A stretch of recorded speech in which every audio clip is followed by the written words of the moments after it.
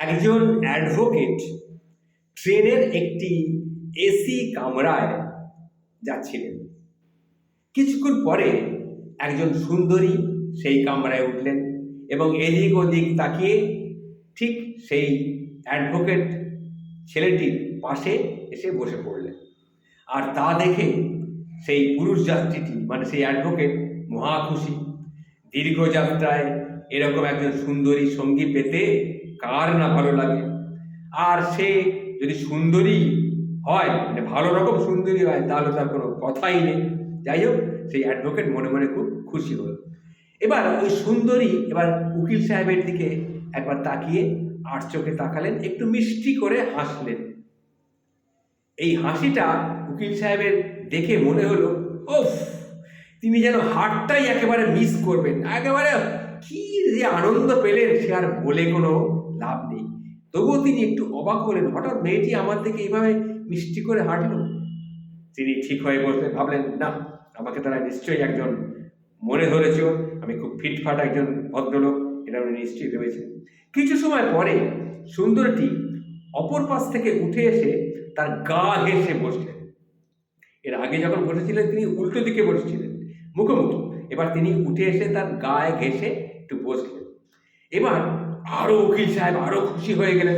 তার হার্টটা একেবারে heart attack হয়ে যায় এইরকম অবস্থা।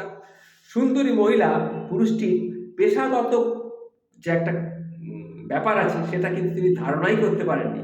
তাই তার কানের কাছে মুখটা নিয়ে গিয়ে তিনি বললেন, আস্তে আস্তে করে বললেন, তোমার মানিব্যাগ, মোবাইল, টাকা পয়সা যা কিছু আছে সব আমাকে দিয়ে দাও, না হলে কিন্তু আমি এখনই ডেকে লোক জড়ো করে ফেলবো আর সবাই মিলে তোমাকে কিন্তু গণধোলাই দেবে। এটি মহিলাটি তার কানের কাছে আস্তে আস্তে বললেন। এটা শোনার পর ওই অ্যাডভোকেট অর্থাৎ ওই পুরুষ যাত্রীটি মানে যিনি অ্যাডভোকেট, তিনি এমন একটা ভাব দেখালেন যে তিনি কিছুই যেন শুনতে পাননি।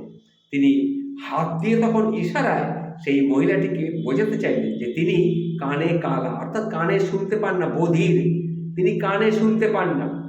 তাই যদি কিছু বলতে হয় তাহলে যেন একটা কাগজে লিখে সেটা জানায়, তাহলে সেটা পড়ে সে বুঝতে, এটা থেকে হাবিভাবে বুঝিয়ে দিল যে আমি কানে শুনি না, আমি তোমার কথা কিছু শুনতে পাচ্ছি না, তুমি আমাকে লিখে দাও।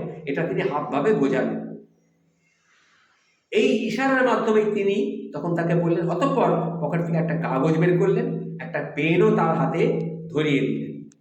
তখন সুন্দরী মহিলাটা এবার কাগজের উপরে সে যে কথাগুলো বলেছিল সেই কথাগুলি, অর্থাৎ তোমার মোবাইল, তোমার মানি ব্যাগ, তোমার যা কিছু টাকা পয়সা আছে সেগুলো আমাকে চুপি চুপি বের করে দাও, এই কথাটি আগেও বলেছিলেন সেইটাই আবার সেই কথাগুলো লিখলো।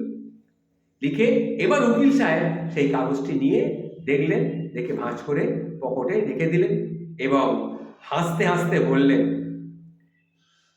এবার তুমি যত খুশি পারো চিৎকার করো, চিৎকার করো, তুমি চিৎকার করো। এবার তুমি চিৎকার করবে, তোমার থেকেও জোরে কিন্তু আমি চিৎকার করে পুলিশকে ডেকে নিয়ে আসবো। তাহলে এর থেকে কি বোঝা গেল যে উনি অ্যাডভোকেট ছিলেন, তার জন্য তিনি বুদ্ধি করে তাৎক্ষণিক বুদ্ধি খাটিয়ে এই উপায়টি বের করতে পেরেছিলেন। এর থেকে আমরা কি শিখলাম? লিখিত প্রমাণ রাখা হাতে খুব জরুরি। এটি একটি গল্প, হাসির গল্প। এই গল্পটি আমি এক জায়গা থেকে পেয়েছিলাম, সেটা থেকে আমি গল্পটি শুনেছিলাম, আমি আপনার সামনে কিছু উপস্থিত করলাম। নমস্কার, ভালো থাকবেন। শিক্ষণীয় একটি গল্প। নমস্কার।